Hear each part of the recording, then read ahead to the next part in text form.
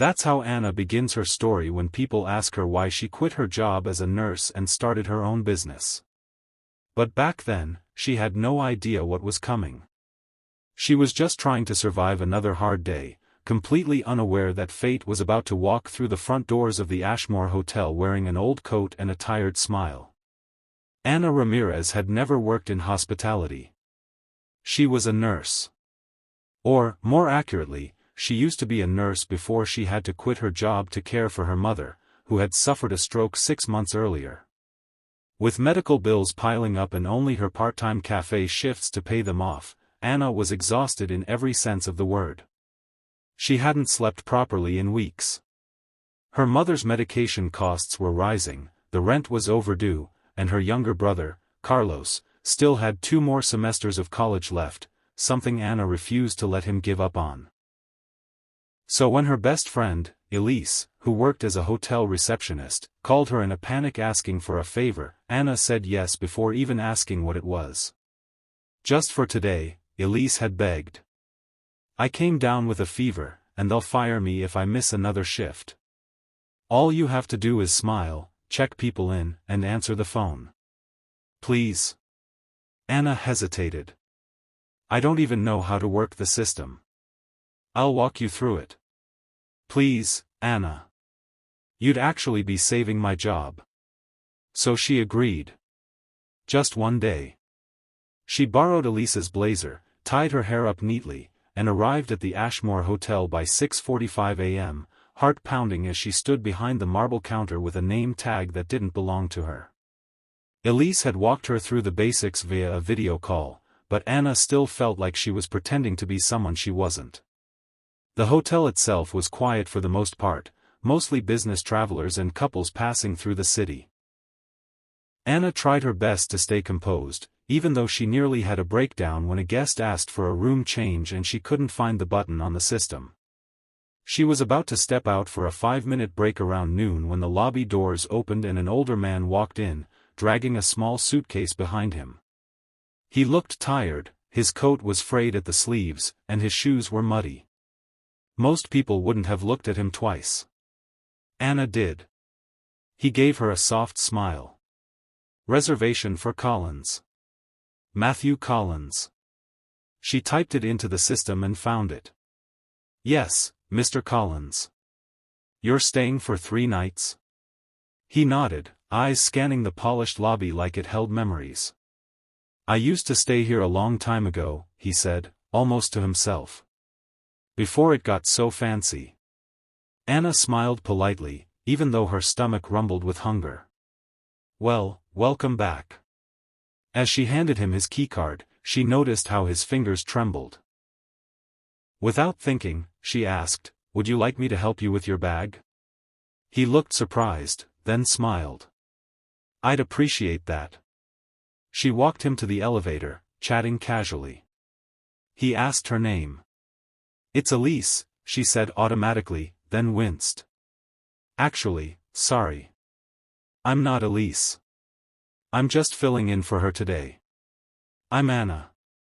Matthew chuckled. "Well, Anna, thank you for your kindness. Not everyone bothers to ask if you need help anymore." That was the first time Anna saw something in his eyes, grief, maybe. Or loneliness. It passed quickly. The next morning, he returned to the front desk just after breakfast. "Anna," he said, "would you happen to know where the nearest bookstore is? I'm looking for something to read." She wrote directions on a post-it and even recommended a small used bookstore 2 blocks away. He seemed grateful. Over the next 2 days, Matthew Collins came down often, sometimes to ask about local places, sometimes just to chat. He told her stories about his travels, about the time he got lost in Venice and accidentally joined a wedding procession. Anna laughed more than she had in months. She found herself looking forward to those little conversations. There was something comforting about him. Familiar. Like a grandfather she never had. On the last night of his stay, Anna was covering the night shift. Matthew came down again, this time wearing a sweater instead of his usual coat. He looked thoughtful. I have to tell you something, he said. This might sound strange, but I feel like I was meant to meet you. Anna raised an eyebrow. You mean like fate? He shrugged. Something like that. Then he pulled something from his coat pocket and placed it on the counter, a thick envelope. She stared at it. I don't understand. I've been watching how you treat people, he said. You listen. You care. And you didn't look at me like I was nothing when I walked in with muddy shoes and an old suitcase. That told me everything I needed to know about who you are. Anna felt her throat tighten. I was just doing my job. No, he said gently. You were doing more than your job. And that's rare. She opened the envelope. Inside was a check. Not for $100. Not $1,000. $100,000. Anna felt her vision blur. This has to be a mistake. It's not, he said.